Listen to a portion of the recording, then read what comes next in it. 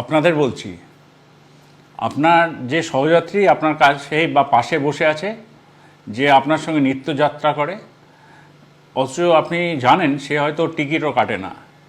এইখানেই আমরা পূর্ব রেলের তরফ থেকে একটা স্পেশাল ড্রাইভ নিচ্ছি। এই যে সহযাত্রীরা টিকিট কাটছেন না, আপনার সহযাত্রীরা, তাদেরকে একটু বলে রেখে দিন যে যে কোনো দিন যে কোনো মুহূর্তে, যেমন ধরুন তালদি থেকে আমরা হয়তো চাপবো টিকিট চেকিং স্কোয়াড সন্ধ্যে 6টায় বা 7টার সময়, তখন ধরা পড়লে কিন্তু সমাজে মান ইজ্জত একদম ধুয়ে যাবে, খারাপ লাগবে সবারই।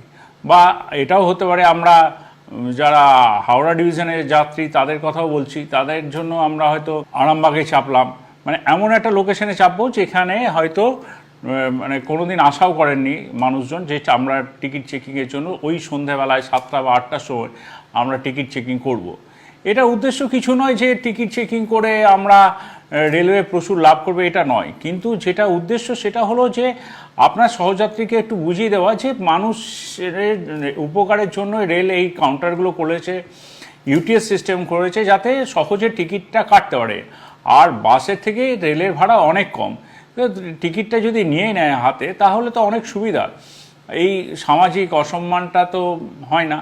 যেমন আমরা এটাও ভেবেছি যে ঝাপটার ঢাল বা ওইদিকে কাটোয়া, এরকম ছোট ছোট লোকেশন ধরে আমরা চেপে যাব, চেপে গিয়ে বা ওইদিকে লালগোলায় চেপে যাব, বা ধরুন এখানে কুলটিতে চাপলাম, এরকম করে আমরা বিভিন্ন জায়গায় ছোট ছোট করে আমরা এবার টিকিট চেকিং শুরু করছি পূর্ব রেলের তরফ থেকে।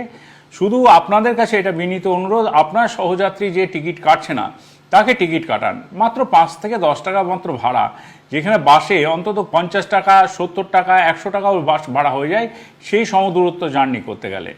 আবারও বলছি, রেলের কোনো উদ্দেশ্য নেই যে টিকিট চেকিংয়ে থেকে আর্নিংস বাড়ানো। রেলের একটাই উদ্দেশ্য যে সব মানুষই টিকিট কেটে চলুন এবং রেলের সঙ্গে সহযোগিতা করুন। ধন্যবাদ।